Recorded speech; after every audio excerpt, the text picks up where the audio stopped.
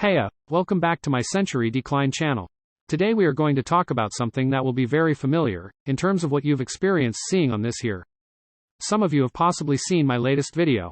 If you had looked into its description, then you quite understand that this game holds an entire community of active individuals. The game I'm talking about is obviously Chill on a Ship by this user. But before we get into the topics I prepared for this video, we must first understand the gravities that hold it.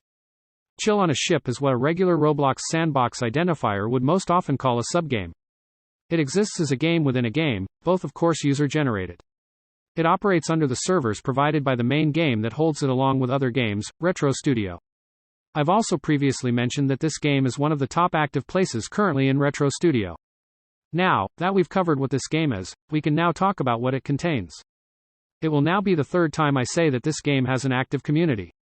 I think it'd be best to compare its factors with another game that viewers of my channel know that I've covered before, Castle of Time.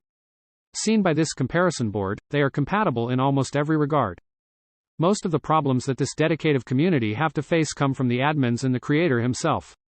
'Cause one thing that you should all keep in mind is factual is the X criteria.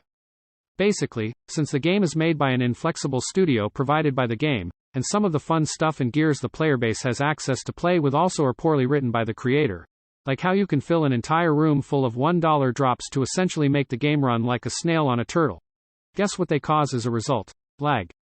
A ton of lag. And so noobs like Rice thought it would be a good idea to remove all the cash from almost all players and get them back at $100. Disable all of the gears that had the ability to drop any particles, which did actually help the lag but left everyone with no gears at all to make a boring game at least somewhat interesting. Instead of getting $1 per second, you gain $10 per minute. And he even disabled some useful abilities from the game's largest Game Pass to date.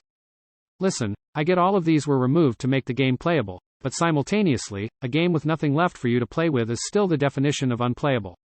The best I can say for Raya's thoughts is that he didn't figure out the dilemma that was being portrayed here. Of course, the community didn't take that long to flame a riot at his game. It got to the point where players were sick of him and joining the game just to argue how Rice had robbed them.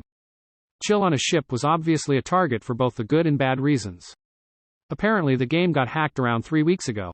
Aside from all of that backlash, however, I have to say that he and his friends were responsible for some very entertaining events as well. But I assume this is where I have to end the frames. Thank you all for watching this video. Feel free to check the game out on Retro Studio, link will probably be in the description. That is all, see ya.